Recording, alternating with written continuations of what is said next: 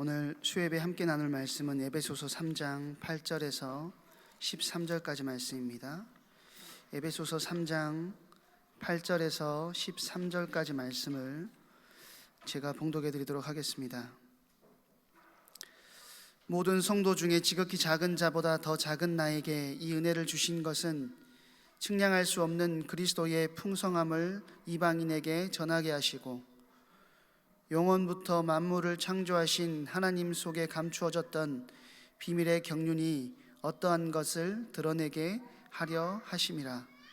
이는 이제 교회로 말미암아 하늘에 있는 통치자들과 권세들에게 하나님의 각종 지혜를 알게 하려 하심이니 곧 영원부터 우리 주 그리스도 예수 안에서 예정하신 뜻대로 하신 것이라.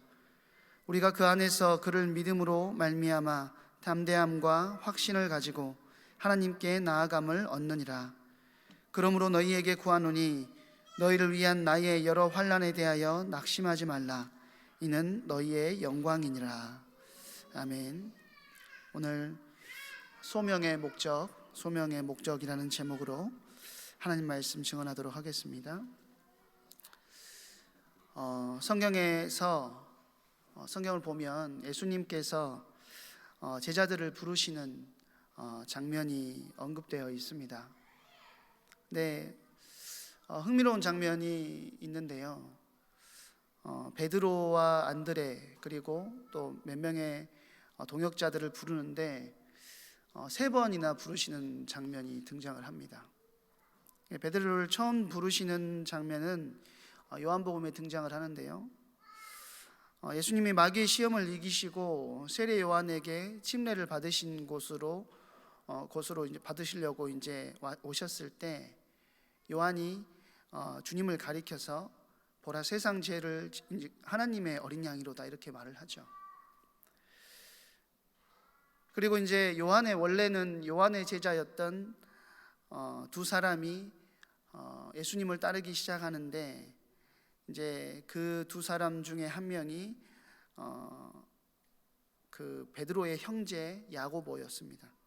안드레였습니다. 그래서 안드레는 곧 이제 시몬에게 달려가 가지고 우리가 메시아를 만났다라고 이야기를 하는 거예요. 그리고는 예수님께로 인도를 해서 그때 예수님이 이제 시몬을 만나시고 시몬에게 새로운 이름을 주시는 게 그게 이제 베드로 게바라는 이름을 주시는 것입니다. 그러면 이제 그 이후에 베드로와 안드레는 전적으로 예수님을 따라다녔습니까? 그렇지 않습니다. 마태복음 4장에 보면 예수님이 베드로를 두 번째로 부르시는 장면이 등장을 합니다. 네, 예수님은 갈릴리 해변에서 이제 그물을 던지고 있는 베드로와 안드레를 부르시고 내가 너희를 사람 낚는 어부가 되게 하겠다라고 말씀하시죠. 마태복음 4장 18절에서 22절에 보면 나오는데요. 그물을 깁던 동역자들, 세베대의 아들 야고보와 요한도 이때 함께 나오는데 예수님의 부르심을 그때 함께 받고 아버지와 배를 버려두고 예수님을 따른다라고 성경은 이야기하고 있습니다. 그러면 이제 그들이 전적으로 예수님을 따라갔습니까? 또 그렇지 않다라는 거예요. 누가복음 5장에 보면은 또 이게 예수님께서 부르시는 장면이 또 등장을 하는데요. 그는 여전히 그 배와 그물로 돌아가 있는 것을 볼 수가 있습니다. 그들이 이제 예수님을 어떻게 생각했는지 보면 알겠지만 훌륭한 랍비라고 생각했지만 사실 그분을 전적으로 따르지는 않았다라는 거예요. 그런데 그 자리에서 이제 물고기를 잡다가 하나도 못 잡던 베드로가 주님의 명령하신 대로 그물을 내리고 그물이 찢어지도록 많은 물고기를 건진 후에야 자신의 죄를 자백하고 주님 앞에 온전히 나오는 모습들을 볼 수가 있습니다. 제가 왜 이 말씀을 드리냐면 이 자리에 있는 우리의 모습도 사실 베드로와 같은 상태일지 모른다라는 것입니다. 베드로처럼 부르심을 받은 사람들 중에는 주일에는 주님을 따르지만 평일에는 예수님을 까맣게 잊어버리고 사는 사람들이 있을지도 모른다라는 것이죠. 부르심의 목적을 잊지 않고 부르심을 받은 이유대로 살아가는 것이 우리에게 너무나도 중요하다라는 것입니다. 우리 주님께서 사람 낚는 어부로 부르셨는데도 불구하고 베드로와 함께 부름을 받았던 동역자들은 계속해서 물고기 잡는 어부로 돌아가는 모습들을 보고, 또 우리는 어디에서 또 그 모습을 볼 수 있냐면 요한복음 가장 마지막 쪽에 보면은 예수님의 제자들이 예수님이 부활하셨다는 소식을 들었음에도 불구하고 다시 물고기를 잡으러 가는 모습을 우리는 볼 수가 있습니다. 그래서 우리가 하나님께서 우리를 왜 부르셨고 우리를 통하여서 무엇을 하기를 원하시는지를 분명히 아는 것은 굉장히 중요한 것입니다.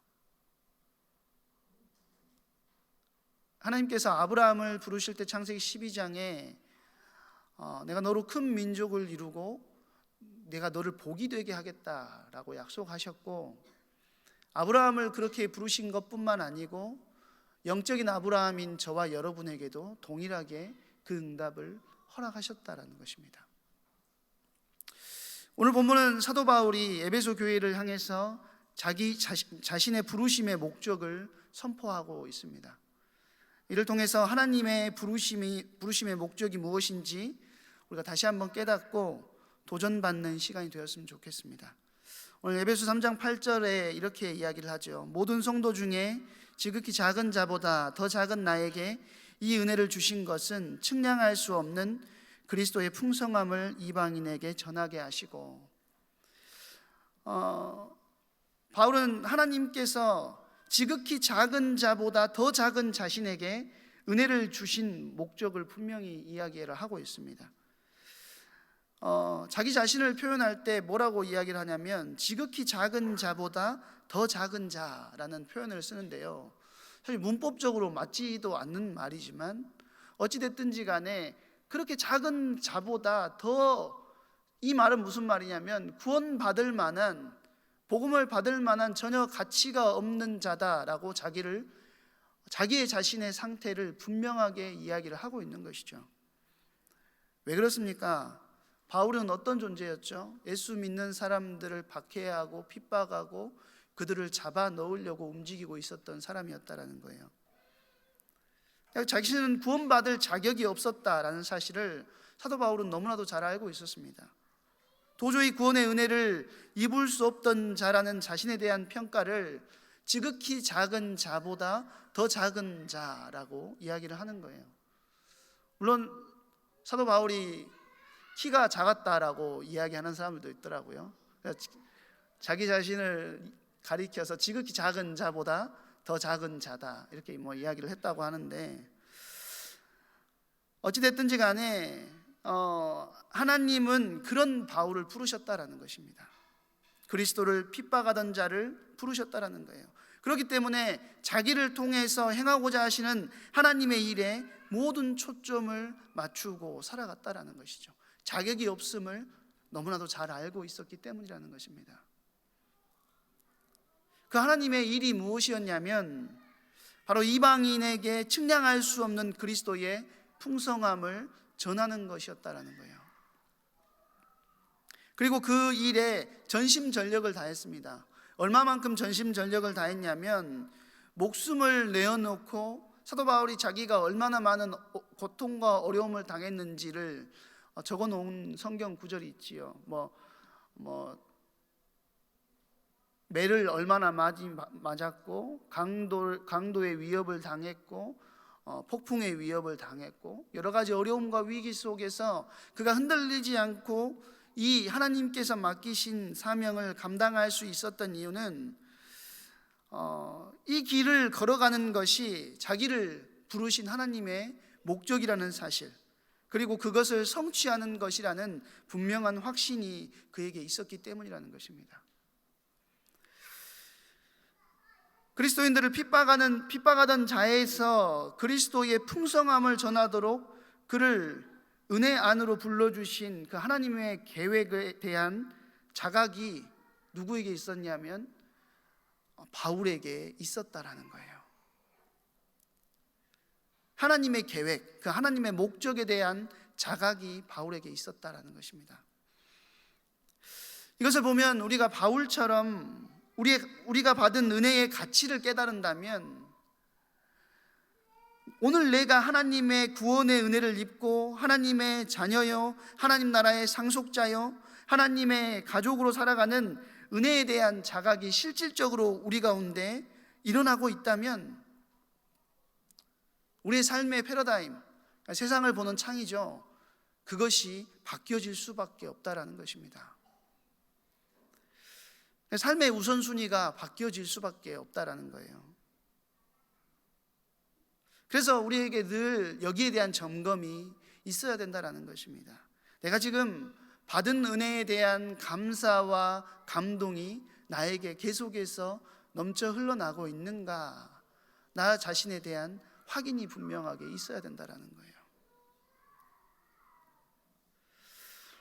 이것이 한순간 머물다가 사라지는 것이 아니라, 이것이 자꾸 느껴지지 않는 수준으로 소멸해 가고 있는 것이 아니라, 늘 우리 속에서 하나님께서 우리에게 허락하신 그 감사와 감격이 넘쳐나줘야 된다는 거예요. 어제 제가 꿈을 꿨는데요, 꿈에서 눈을 뜨자마자 하나님의 은혜가 너무 감사한 거예요. 무슨 꿈이었냐면, 그냥 크게 기억은 안 나는데 성도님들이 저를 위해서 기도해 주시고, 제가 여기 거짓말하는 게 아니고요, 사랑해 주시는 것이 느껴지는 거예요, 꿈에서. 나는 잘하는 게 하나도 없는데, 잘하는 게 하나도 없고 대단한 게 하나도 없는데 내가 뭐라고 나를 사랑해 주시고 나를 위해서 기도해 주시지? 이게 딱 느껴지니까, 저는 침대에서 안 자고 소파에서 자거든요. 이렇게 쪽잠 자는 걸 좋아하고 거실에서 자는 걸 좋아하는데, 소파에서 누워서 자다가 새벽에 일어나가지고 너무 감사해서 기도를 했습니다. 근데 우리는 사실 그 감사와 감격을 잊어버리고 살 때가 너무 많다라는 거죠. 이렇게 되지 못하면 하나님의 목적이 우선시 되기보다는 내 것에 대한 주장들이 커져서 나는 이 신앙생활을 지속할 수 없고 신앙 자체가 왜곡되어질 수밖에 없다라는 것입니다. 늘 감사와 감격을 확인하고 또 내가 누리고 있어야 된다는 거예요. 우리 한 사람 한 사람에게 하나님께서 은혜를 베푸신 목적이 이거라는 거예요. 우리를 통해서 그리스도의 풍성함이 흘러가기를 원하신다라는 것입니다. 저와 여러분을 통해서 그리스도의 풍성함이 흘러가기를 원하신다는 거예요. 나를 통해서 세상 가운데 그리스도가 선포되고 보여지도록 하는 것이 주님의 목적이라는 거예요. 내 삶을 통해서, 내 입을 통해서 전도에 미련한 것으로 그리스도가 보여지고 드러나고 세상 사람들로 하여금 발견할 수 있도록 만드는 것이 주님의 목적이라는 것입니다. 그렇다면 그리스도의 풍성함을 드러내야 된다라고 했는데, 그리스도의 풍성함이 무엇입니까? 그리스도를 믿게 되면 얻어지는 풍요를 이야기하는 것입니까? 단순히 그런 것을 말하는 것이 아니라는 거예요. 예수님 그분 자체가 친히 측량할 수 없는 풍요이시다라는 것입니다. 예수 그리스도 안에 헤아릴 수 없는 풍요와 풍성함이 다 들어있다, 모든 것이 다 들어있다라는 거예요. 내가 예수 그리스도를 마음으로 믿고 입으로 시인하여 영접함으로 그리스도를 인격적으로 모시고 그분이 내 삶을 다스리도록 내 삶의 주도권을 내어드렸을 때, 주님과 나와의 관계 아래서 우리는 그리스도의 풍성함과 충만함 가운데 있게 됨을 알게 된다는 것입니다. 우리 하나님 어떤 분이시냐면, 온 우주 만물을 창조하시고 내가 상상할 수 없을 정도로 크시고 무한대로 풍성한 분이심을 우리가 알아야 된다는 거예요. 우리 안에는 우리 마음 속에는 어떤 구멍이 있다라고 이야기를 하더라고요. 우리 마음은 너무나도 커서 우주보다 크다라고 이야기를 합니다. 그래서 세상에 그 어떤 것을 다 집어넣는다 할지라도 그것을 채울 수 없을 만큼의 큰 구멍이라고 이야기를 하더라고요. 그렇기 때문에 사람들은 어떤 것을 가지고 있으면 더 큰 것을 가지고자 하고, 더 많은 것을 가지고자 하고, 더 높은 자리에 올라가고자 하는 것입니다. 그 자리에 올라가면 더 많은 것을, 더 큰 것을, 더 높은 것을 가지려고 한다는 거예요. 그런데 우리 하나님은 우리의 마음을 창조하신 하나님이시라는 거예요. 그분이 우리 안에 들어오셔서 우리가 그분과 함께하고 연합됨을 통하여서 그분의 모든 풍성함을 누리게 될 때 우리의 마음에 채워지지 않는 그 부분에 참된 충만함과 풍성함을 누릴 수 있게 된다는 것입니다. 그리고 우리가 누리고 있는 그 풍성함과 충만함을 우리의 삶의 자리에서 전달하는 자로 하나님께서 우리를 부르셨다라는 거예요. 예수 그리스도와의 온전한 관계 속에 있을 때 이것을 우리가 누릴 수 있게 된다는 것이죠. 왜냐하면 왜 예수님이 그 헤아릴 수 없는 풍성함을 가지신 분이냐면 그의 모든 풍요를 하나님께서 그 안에, 예수님 안에, 그의 아들 안에 두셨기 때문입니다.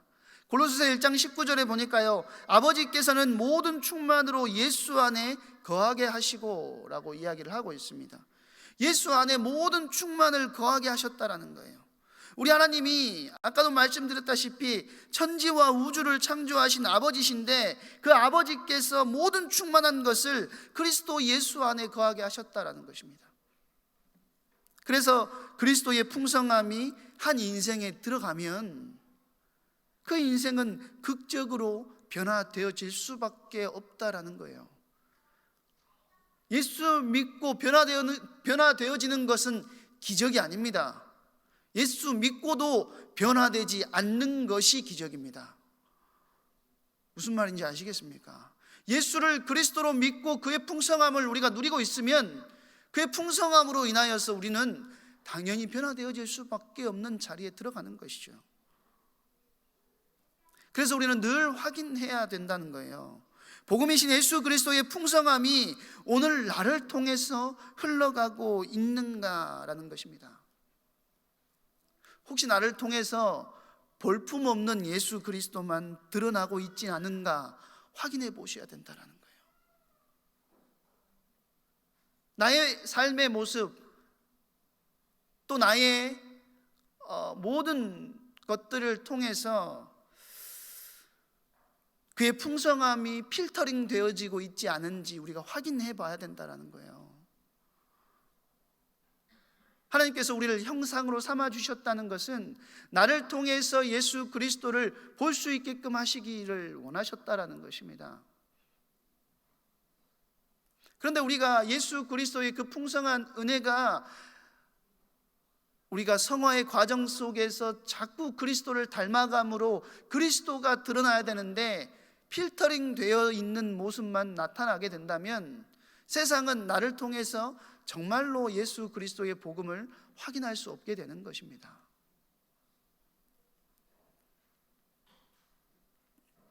내가 모든 것을 제한하고 있지 않은지 돌아봐야 된다는 거예요.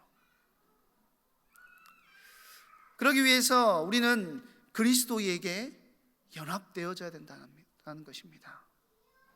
그리스도에 연합되어 있어야 된다는 거예요.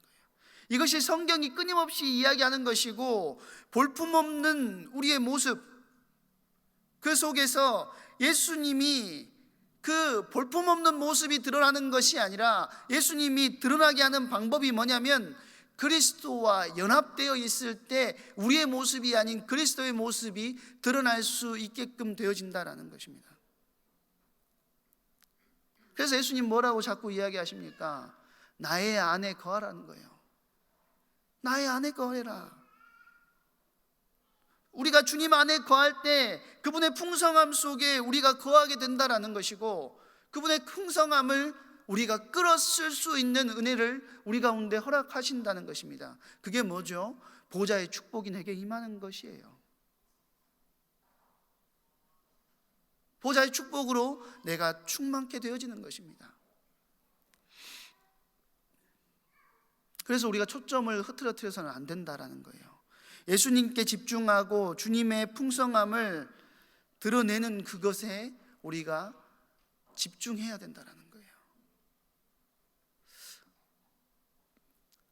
다른 부수적인 복, 예수를 믿음을 통하여서 우리에게 허락된 평안의 복, 평강의 복, 부요의 복이 우리에게 있어서 최우선의 복이 되어서는 안 된다라는 것입니다. 왜냐하면 그런 것들은 제한적인 것이고 소모적인 거예요. 내가 믿는 예수 그리스도 그분을 바라봐야 된다라는 거예요. 그리스도의 풍성함을 전하는 바울과 사도들을 통해서 세상은 무엇을 봤습니까? 하나님의 구원 역사를 분명하게 바라볼 수 있게 되었습니다. 저와 여러분에게까지 그 복음이 전달되어진 것이죠. 마찬가지입니다. 저와 여러분을 통해서 여러분이 나가서 그리스도의 풍성함을 드러내고 또 그리스도의 증인으로 세워지기 시작할 때 세상은 보게 된다는 거예요. 그래서 왜곡된 메시지를 보는 것이 아니라 하나님의 메시지를 볼 수 있도록 우리가 하나님의 풍성함, 그리스도의 풍성함으로 무장되어 있어야 되고 하나님의 말씀으로 우리가 가득 채워지는 은혜가 우리 가운데 있어야 된다는 것입니다. 에베소서 3장 9절 말씀입니다. 영원부터 만물을 창조하신 하나님 속에 감추어졌던 비밀의 경륜이 어떠한 것을 드러내게 하려 하심이라 그랬습니다. 바울이 그리스도의 풍성함을 통해서 이방인들에게 그것을 이방인들에게 전함으로써 하나님의 비밀의 경륜이 드러나게 되었다는 거예요. 구약 시대에는 이방인 열방을 향한 하나님의 선교가 은밀하게 감추어져 있었습니다. 구약 시대에는 그랬어요. 물론 성경 곳곳에 흐릿한 모습으로 하나님의 계획들이 드러나고 있지만 구약은 하나님과 이스라엘에 국한되어 있었다면 이제 바울과 또 주님이 세우신 제자들을 통하여서 그리고 신약을 통해서 열방을 향한 하나님의 계획이 드러나게 되었고, 그래서 바울이 에베소서 1장과 2장에서 증언하는 내용들을 살펴보면 하나님께서 사람을 택하시고 또 예정하시고 그리스도 안에서 부르시고 또 권속으로 삼으시고 교회로 세우신 그 모든 과정들이 세상 가운데 드러나게 되었다는 것입니다. 이렇게 감추어졌던 그 구원의 경륜이, 비밀의 경륜을 드러내시는 목적이 있는데요, 그 목적이 무엇이냐면 세우신 그리스도의 몸된 교회에게 하나님의 구속사의 역사를 부여해 주시기 위함이었다는 거예요. 세우신 교회를 통하여서 하나님의 구속사의 역사를 이제 이어가기를 주님께서는 원하고 계셨다라는 것입니다. 에베소서는 교회에 대한 중요한 이야기들을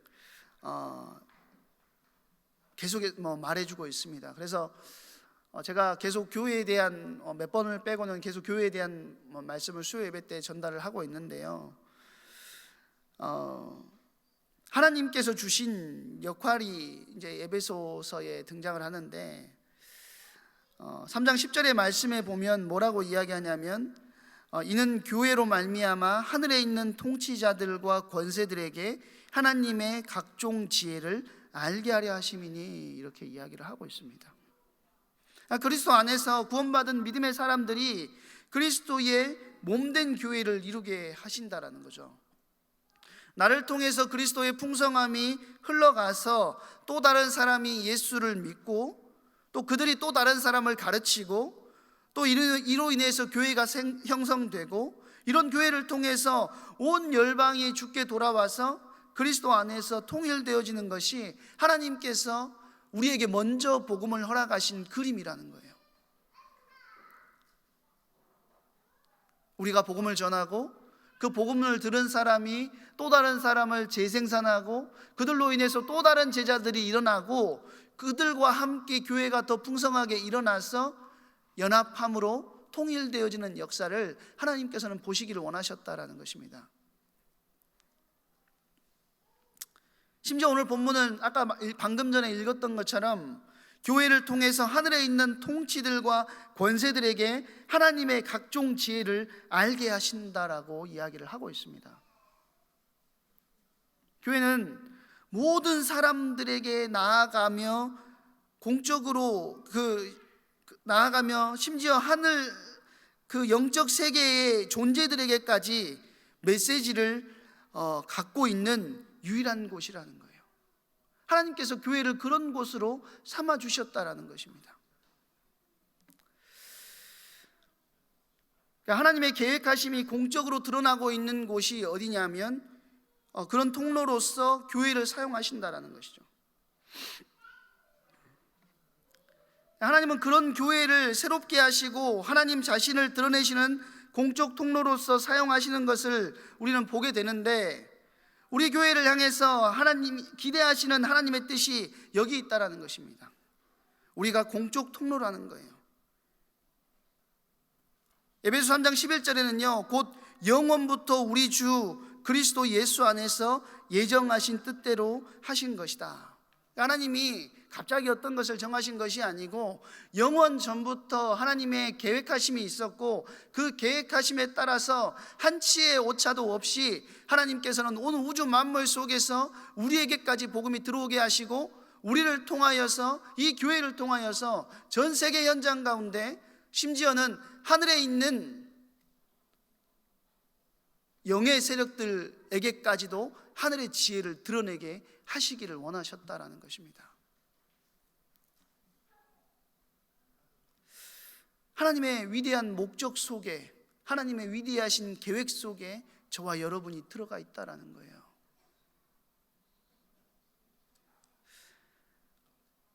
그래서 우리가 교회가 온전한 메시지를 통해서 세상 가운데 보여주고 심지어는 영적인 세계의 존재들까지 보여줄 수 있도록 우리에게 무엇이 준비되어야 됩니까? 명확한 복음의 메시지를 가지고 있어야 된다라는 거예요. 명확한 복음의 메시지를 가지고 있어야 된다. 세상이 꼼짝할 수 없는 복음의 메시지로 우리가 무장되어 있어야 된다라는 것입니다. 그래서 우리가 성령의 도우심을 구해야 되는 것이고 말씀으로 충만해야 되는 것이고 깊은 기도의 비밀 속에 들어가서 주신 말씀을 망각하고 잃어버리지 않도록 자꾸 우리 안에 새겨나가는 은혜가 있어야 된다는 것입니다. 이것을 교회가 보여주지 못하니까 세상은 교회를 우습게 여기고 아무것도 아닌 것처럼 생각하게 된다는 것입니다. 오늘 우리는 하나님의 놀라운 구원의 은혜를 입었습니다. 우리는 그리스도 안에서 그분과 연합 가운데 존재하는 성도입니다. 너무 귀한 성도로 하나님께서 우리를 불러주셨어요. 그래서 그리스도와 연합되어 있다는 것은 어마어마한 특권이고 축복입니다. 근데 아무도 그 특권과 축복을 실제 내 것인지 누리지 못할 때도 많고 그것을 잊어버릴 때도 많고 내 현실의 문제 앞에서 그것을 내려놓고 하나님한테 따지고 할 때가 너무나도 많지 않지 않습니까?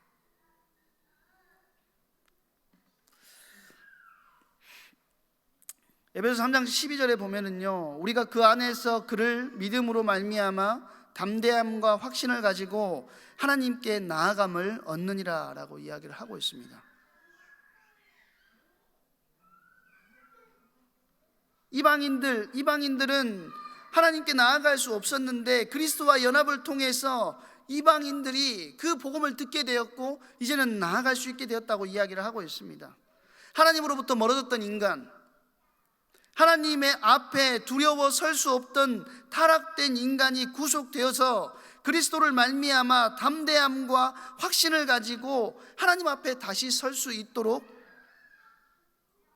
하나님께서 은혜를 주셨고, 그것을 사도 바울이 선포하고 있다는 거예요.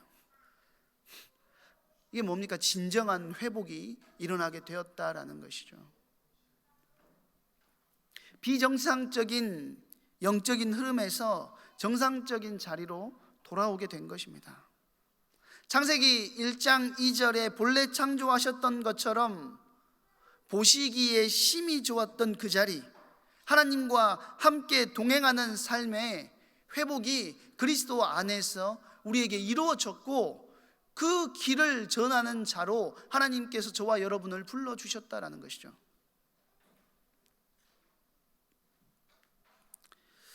에베소 교회 성도들은 바울이 소명을 감당함으로 지금 하나님 앞에 설 수 있게 되었다라는 것입니다. 바울은 그 소명을 완수한 겁니다. 자기에게 맡긴 그 사명을 완수했어요. 바울이 감옥에 갇혀 있는 것도 소명에 충실한 결과였습니다. 그렇기 때문에 바울이 감옥에 있음을 의기소침하지 않았고, 문제가 생긴 에베소 교인들을 위로할 수 있는 것입니다. 감옥에 있는 사람이 감옥 밖에 있는 사람을 위로할 수 있는 이유는 뭐냐면, 바울은 이미 하나님께서 자기에게 맡기신 그 소명을 완수했기 때문이고, 자기가 지금 감옥 속에 와 있는 이유가 어떤 문제나 어려움 때문이 아니라 하나님께서 맡기신 그 소명을 완수함에서 얻어진 당연한 결과임을 알았기 때문에 바울은 의기소침하지 않았다라는 거예요. 이것이 13절 말씀입니다. 그러므로 너희에게 구하노니 너희를 위한 나의 여러 환난에 대하여 낙심하지 말라. 이는 너희의 영광이니라 라고 이야기를 합니다. 바울이 지금 감옥에 있다는 것은 그의 소명이 잘못되었다는 것이 아닙니다. 그렇지만 이를 바라보는 에베소 교인들은 낙담했다라는 거예요. 오해하고 있었다라는 거예요. 아니, 어떻게 하나님의 말씀을 증언하고 하나님의 복음을 증언하시는데 그 중요한 바울 사도가 하나님께서 지키시고 인도하신다면 감옥에까지 갈 수 있느냐라고 하면서 에베소 교회의 성도들은 낙담하고 낙심해 있는 상태였다는 것이죠.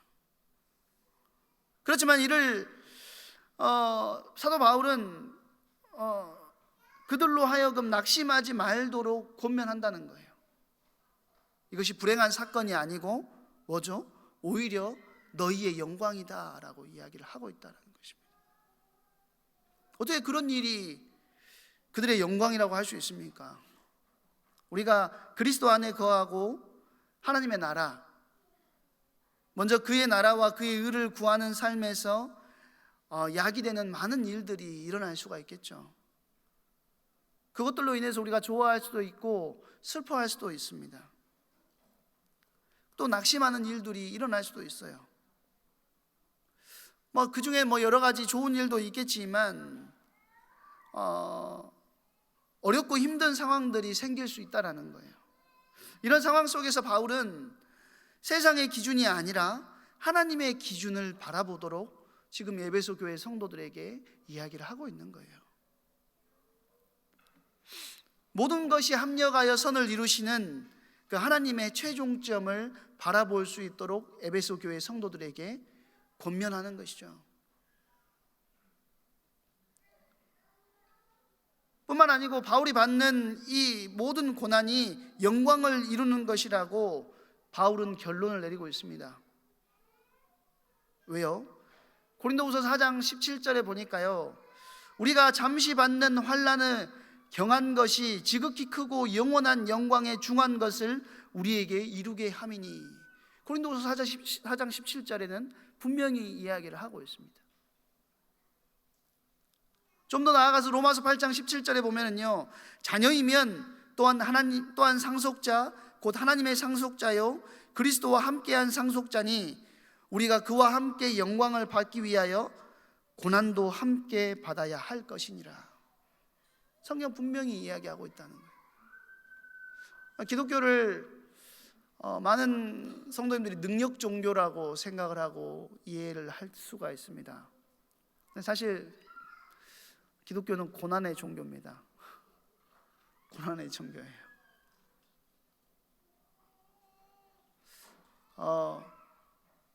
능력 있는 목사님들이 많지만 예수 그리스도 때문에 고난받는 목사들이 점점 줄어들고 있는 이 시대가 사실 문제라고 저는 생각을 합니다.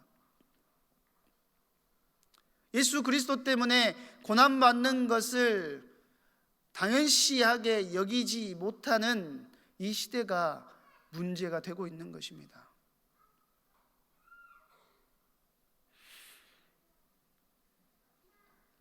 여기서 주목할 것은 뭐냐면 바울이 고난을 받았는데 영광은 누가 받습니까? 에베소 교회의 성도들이 받아요. 에베소 교회의 성도들에게 그렇게 이야기하잖아요. 13절에 나의 여러 환난에 대하여 낙심하지 말라. 이는 너희의 영광이니라.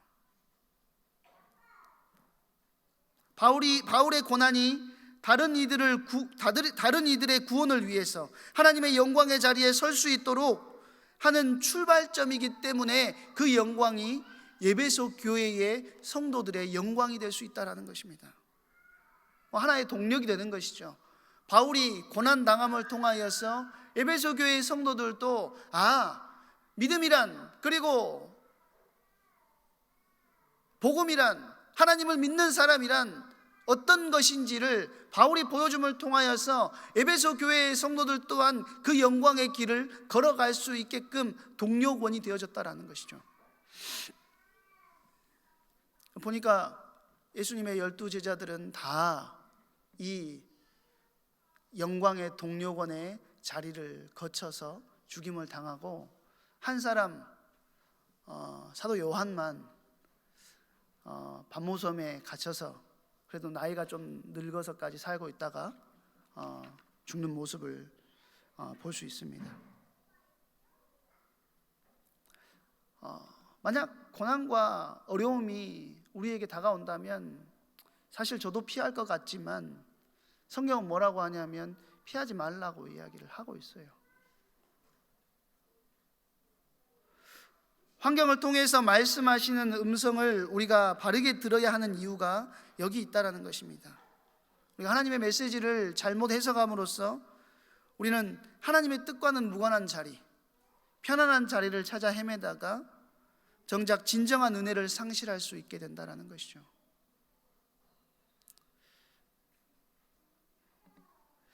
우리가 복음의 목적 위에 바로 서 있을 때, 복음이신 그리스도 안에서 우리가 거하게 될 때, 그래서 나를 통해서 그리스도의 풍성함이 드러나고 선포되어지고 보여질 때 우리는 다른 시각으로 세상을 바라보고 그 속에서 일하시는 하나님을 볼 수가 있게 된다는 겁니다.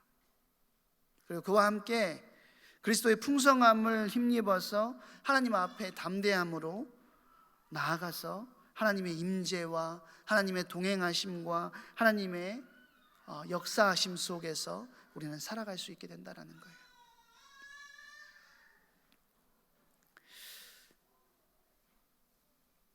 그렇지만 우리의 신앙의 삶은 늘 요동치게 되는 거죠. 요동치고 있죠.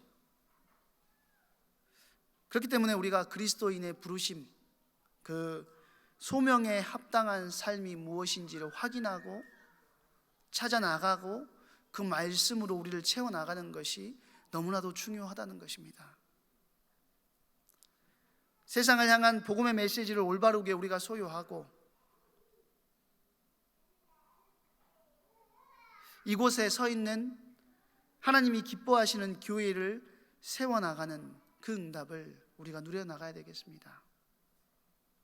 그러면 세상이 나를 통해서 그리스도 그리고 우리 교회를 통해서 복음의 메시지를 듣고 보게 되는 은혜가 있게 될 줄로 믿습니다.